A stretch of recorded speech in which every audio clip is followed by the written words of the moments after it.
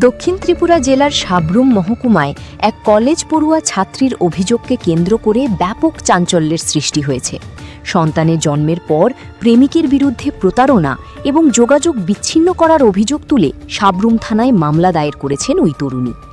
অভিযোগ সূত্রে জানা যায়, শান্তিরবাজার মহকুমার কুয়াইফাং এলাকার ১৯ বছর বয়সী এক কলেজ ছাত্রী পড়াশোনার সুবিধার্থে সাব্রুমের আনন্দপাড়ায় একটি ভাড়া বাড়িতে থেকে লেখাপড়া করতেন।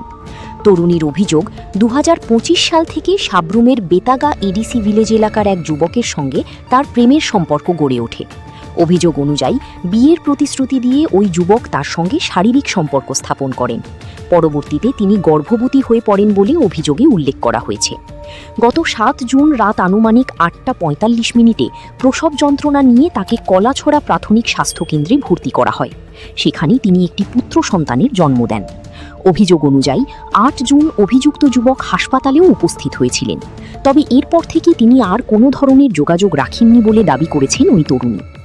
এই ঘটনায় সাব্রুম থানায় দায়ের করা এফআইআরে তাদের পরিচয়, প্রেমের সম্পর্কের সূত্রপাত এবং বিয়ের প্রতিশ্রুতির বিষয়টি বিস্তারিতভাবে উল্লেখ করা হয়েছে বলে জানা গেছে।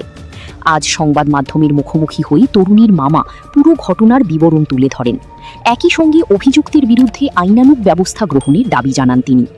এদিকে অভিযোগের ভিত্তিতে ইতিমধ্যেই তদন্ত শুরু করেছে সাব্রুম থানার পুলিশ। তদন্তের পরই ঘটনার প্রকৃত সত্য সামনে আসবে বলে জানিয়েছে পুলিশ প্রশাসন।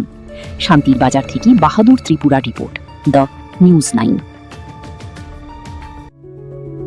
Step into a place full of new ideas and opportunities at Techno India University Tripura, where you learn, grow and build your future.